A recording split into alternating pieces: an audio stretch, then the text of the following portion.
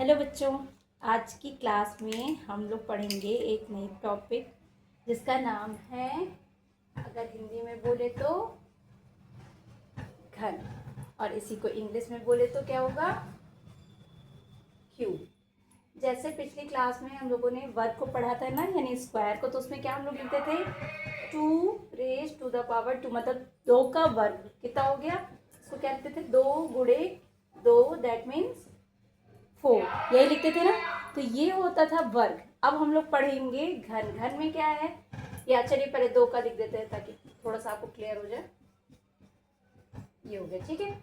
अब इसके बाद हम लोग पढ़ेंगे घन। घन क्या होता है, जो यही पावर यानी कि जो वर्ग में 2 लिखा है वही हम लोग यहाँ पर क्या लिखेंगे 3 का, 2 की पावर 3 यानी 2 का घन। ये है 3 का घन, ये है 4 का घन, 5 का घन। मतलब अब जैसे यहाँ पर 2 गुणे 2 करते थे तो 4 आता था। अब यहाँ पर क्या करेंगे 2 को कितनी बार लिखेंगे 3 बार। जैसे यहाँ 2 को 2 बार लिखा, यहाँ 3 को 2 बार लिखा। अब यहाँ जो भी नंबर है उसको कितनी बार लिखेंगे 3 बार, क्योंकि यहाँ पर 3 दिया है ना, कि मतलब इस नंबर को आप 3 बार लिखिए। अब 2 का 2 में मल्टीप्लाई किया तो कितना आया था 4। अब 4 का 2 में मल्टीप्लाई करेंगे तो कितना आएगा 8। क्लियर है, मतलब 2 को 2 में मल्टीप्लाई किया तो 4 आया था, जैसा कि हम लोग वर्ग में पढ़े थे। अब 4 का मल्टीप्लाई 2 में करेंगे तो 8।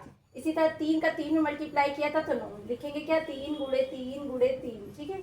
3 का 3 में मल्टीप्लाई किया था तो क्या आया था आंसर, आंसर आया था आपका 9।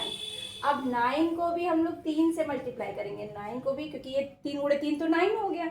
अब 9 को 3 से मल्टीप्लाई करेंगे तो कितना हो जाएगा 27। इसी तरह मैं यहाँ लिख रही हूँ 4 का अगर स्क्वायर करेंगे तो 4 का स्क्वायर होता है 16।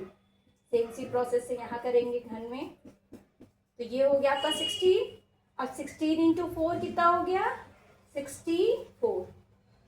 तो आएगा समझ में। अब यहाँ पर जैसे घन लिखेंगे तो 2 का घन क्या हो जाएगा सीधे सीधे 8, 3 का घन क्या हो जाएगा 27, 4 का घन क्या हो जाएगा 64, इसी तरह 5 का घन 125।